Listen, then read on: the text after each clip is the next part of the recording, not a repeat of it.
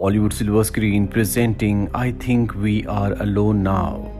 इस कहानी की शुरुआत में एक छोटे से टाउन में डेल नाम के एक आदमी को दिखाया जाता है जो पूरे टाउन में अकेला है क्योंकि सब के सब लोग मारे जा चुके हैं।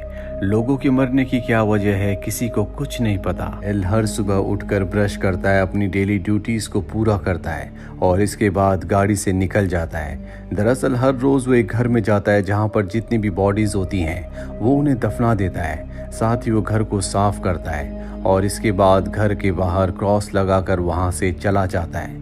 अपने खाने के लिए वो आसपास की जगहों से फूड भी इकट्ठा करता है। डेल के पास एक मैप भी है जो कि पूरे शहर का मैप है और जिस भी घर को क्लीन करता है वो मैप पर भी क्रॉस का निशान लगा देता है, जिससे उसे पता चलता रहता है कि उसने कितने घरों को साफ कर दिया है।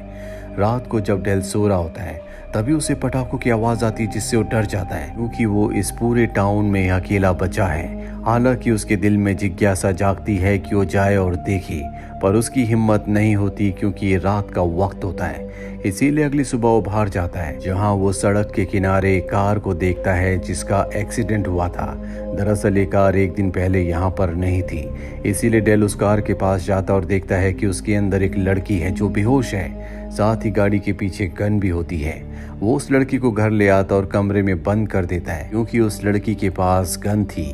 कुछ देर बाद जब उस लड़की को होश आता है तो वो अपने आप को कमरे में देखकर हैरान हो जाती है क्योंकि उसको भी यही लगता था कि इस दुनिया में सिर्फ वही अकेली बची है। वो दरवाज़ा खोलने की कोशिश करती है लेकिन दरवाज़ा लॉक्ड होता है। इसके बाद वो दरवाजे को नॉक करती है। डेल समझ जाता है कि वो लड़की जाग चुकी है, इसीलिए वो दरवाजे के पास आता है और उस लड़की से पूछता है क्या तुम अकेली हो। वो लड़की कहती है कि मैं पिछले कई दिनों से अकेली हूँ, इसीलिए लगातार ट्रैवल कर रही थी। डेल पूछता है कि तुम्हारे पास गन कहाँ से आई। वो कहती है कि गन मुझे रास्ते में मिली थी, मैंने अपनी सेफ्टी के लिए अपने पास रख ली। डेल दरवाज़ा खोल देता है पर वो कहता है कि तुम यहाँ पर नहीं रह सकती। दरअसल डेल उस लड़की को अपने पास नहीं रखना चाहता, इसीलिए वो लड़की को बाहर आने के लिए कहता है। उसकी गाड़ी की चाबी उसे देता और कहता है कि तुम यहाँ से चली जाओ।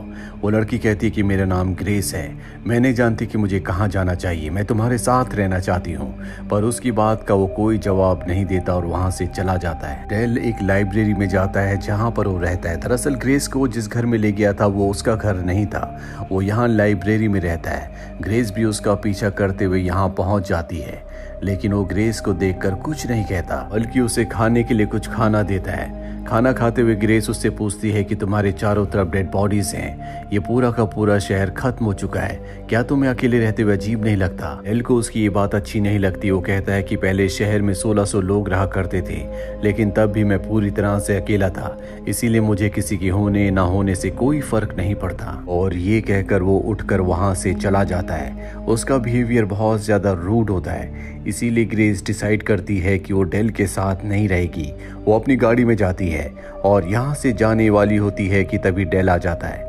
डेल को अपनी गलती का एहसास है। वो ग्रेस से कहता है कि तुम मेरे साथ रह सकती हो। ग्रेस भी वहाँ पर रुकने का फैसला कर लेती है, जिसके बाद डेल उसे बताता है कि कैसे वो हर रोज एक घर में जाता है जिस घर को क्लीन करता है और उस घर में जितनी भी बॉडीज होती है उन्हें दफना देता है। साथ ही वो उसे ये भी कहता है कि घर में जितने भी इलेक्ट्रॉनिक्स की चीजें हैं उन सबको हमें इकट्ठा करना है। अभी एक घर में जाते हैं जहाँ से बॉडी को उठाकर ये दफना देते हैं। दफनाने के बाद वहां से डेल जाने लगता है। ग्रेस कहती है कि ये इंसान है, हमें इनके लिए प्रेयर करनी चाहिए। डेल उसकी बात मान जाता है और ग्रेस के साथ वो भी प्रेयर करता है। जैसे जैसे दिन बीतते हैं डेल और ग्रेस की दोस्ती होना शुरू हो जाती है।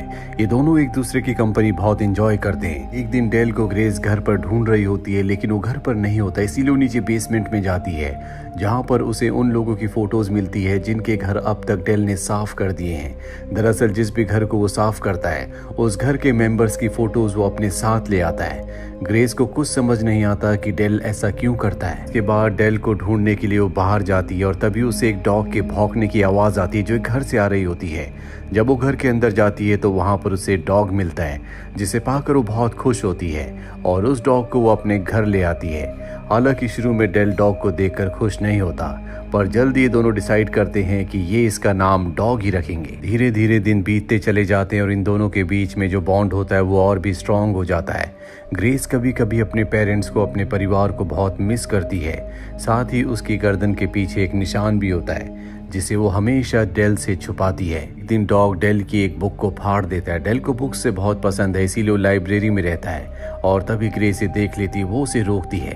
डेल भी वहां पर आ जाता है। ग्रेस डेल से सॉरी कहती है। डेल कहता है कोई बात नहीं, मैं डॉग को संभालता हूँ, तुम बुक को उठा लो। और जैसे ही डेल डॉग को उठाता है वो उसके हाथ में काट लेता है, जिसके बाद ग्रेस डेल के हाथ में दवा लगाती है।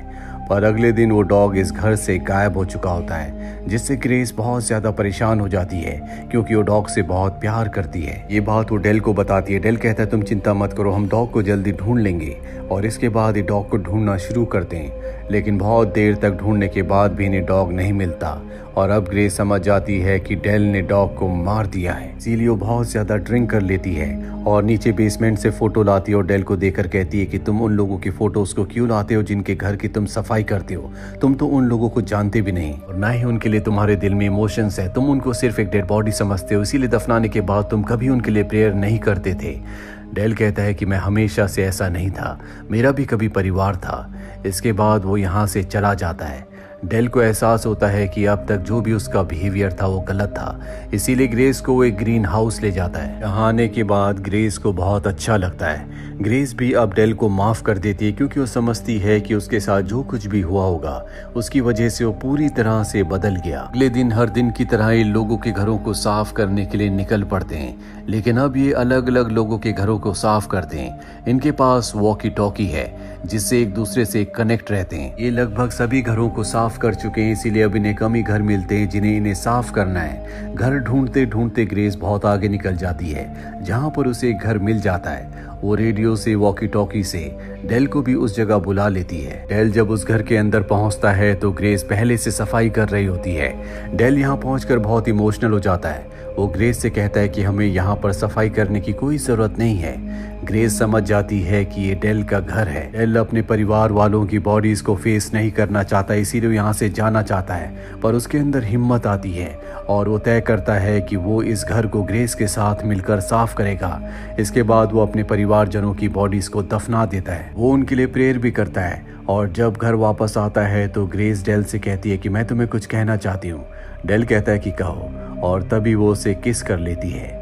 इसके बाद डेल सो जाता है और सुबह जब उसकी नींद खुलती है तो उसे नीचे से किसी के बात करने की आवाजें आती है, जिन आवाजों को सुनकर वो डर जाता है क्योंकि ग्रेस के अलावा इस घर में कोई भी नहीं है। वो गन लेकर नीचे जाता है। यहाँ वो देखता है कि एक कपल घर पर है जो कि ग्रेस के मॉम डैड है। ग्रेस के डैड ग्रेस से कहते हैं क्या तुमने डेल को हमारे बारे में नहीं बताया। ग्रेस के चेहरे पर डर होता है। ग्रेस के डैड कहते हैं कि अब भी ऐसे बहुत सारे इंसान हैं जो जिंदा है, जिनमें कुछ डॉक्टर्स भी हैं और वो दूसरे लोगों का इलाज कर रहे हैं। लेकिन डेल को ये सब कुछ अच्छा नहीं लगता, इसीलिए वो घर से बाहर आ जाता है। ग्रेस भी उसके पीछे बाहर आती है। डेल कहता है कि तुमने मुझे इस बारे में कभी क्यों नहीं बताया। ग्रेस बताती है कि ये मेरे असली मॉम डैड नहीं है, बल्कि इन्होंने मुझे अडॉप्ट किया था और जैसे दिखते हैं वैसे नहीं है। हालांकि वो उसे बहुत कुछ बताना चाहती है, लेकिन डेल उसकी बात नहीं सुनता और गाड़ी लेकर वहां से निकल जाता है। शाम को जब वो घर वापस लौटता है तो ग्रेस के डैड कहते हैं कि हम अपनी बेटी को कैलिफोर्निया लेकर जा रहे हैं, अगर तुम चाहो तो तुम भी हमारे साथ आ सकते हो। पर डेल साफ साफ मना कर देता है। फिर भी ग्रेस के डैड अपने घर का एड्रेस एक बुक में लिखकर वहां से अपनी बेटी को ले जाते हैं। और जब ग्रेस गाड़ी में होती है वो ग्रेस की मॉम की गर्दन के पीछे भी हम वैसे ही निशान देखते हैं जैसा कि ग्रेस की गर्दन के पीछे है। वहीं हमें दिखाया जाता है कि डेल ग्रेस के जाने के बाद अब बहुत अकेला महसूस कर रहा होता है, क्योंकि पिछले कई दिनों से वो ग्रेस के साथ था। उसे ग्रेस की आदत हो गई थी और अब वो तय करता है कि वो कैलिफोर्निया ग्रेस से मिलने के लिए जाएगा। इसीलिए वो उस बुक को ढूंढता है जिस बुक पर ग्रेस के पिता ने एड्रेस लिखा था और उस एड्रेस को लेकर वो कैलिफोर्निया के लिए निकल पड़ता है। कैलिफोर्निया बहुत ही दूर होता है, इसीलिए उसे रास्ते में कई सारी गाड़ियां बदलनी पड़ती है और फाइनली वो उस एड्रेस पर पहुंच जाता है। पर वो घर के अंदर नहीं जाता बल्कि रात होने का इंतजार करता है। जब ग्रेस के मॉम डैड सो जाते हैं तब वो चुपके से घर के अंदर दाखिल होता है। जल्दी वो ग्रेस के कमरे को ढूंढ लेता है, पर जब वो ग्रेस के कमरे में जाता है तो देखता है कि ग्रेस की आंखें बंद है। उसकी बॉडी को मशीन के साथ अटैच किया गया है। वो ग्रेस को उठाता है। ग्रेस जब डेल को देखती है तो वह हैरान हो जाती है। डेल उससे पूछता है कि ये सब क्या हो रहा है। वो बताती है कि मेरी याददाश्त को मिटाया जा रहा है, जिसके बाद डेल उसकी मशीन को अलग कर देता है और ग्रेस को उठाता है। पर तभी वहां पर ग्रेस के डैड आ जाते हैं और डेल को कहते हैं कि तुम ऐसा नहीं कर सकते। डेल कहता है कि मैं ग्रेस को अपने साथ ले जाना चाहता हूँ। ग्रेस के डैड कहते हैं कि हम इसकी यादों को मिटा रहे हैं कि इसके दिमाग में जितनी भी यादें, जितने भी दुख हैं, वो सब के सब मिट जाएं और ये जिंदगी में आराम से मूव ऑन हो जाए। ग्रेस इन सब चीजों से पैनिक हो जाती है और वो अपने डैड को, जो कि उसके असली डैड नहीं है, उन्हें शूट करके मार देती है। और तभी यहाँ पर ग्रेस की स्टेप मदर भी आ जाती है, जो अपने हस्बैंड को मरा हुआ देखकर बिल्कुल भी दुखी नहीं होती और कहती है कि कभी मेरी भी बेटी हुआ करती थी, लेकिन शायद अब उसके अंदर कोई भी इमोशन नहीं है। दरअसल उसकी मॉम के साथ भी वो सब एक्सपेरिमेंट हुए थे, जिस वजह से उसके अंदर से दुख दर्द सब पूरी तरह से खत्म हो चुका है और वही ग्रेस के साथ भी होने वाला था। पर यहाँ पर डेल ने उसे बचा लिया।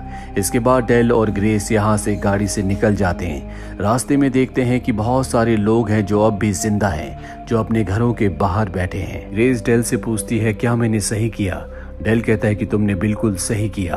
और इसी के साथ ये कहानी यहीं पर खत्म हो जाती है। उम्मीद करते हैं कि ये कहानी आपको पसंद आई होगी।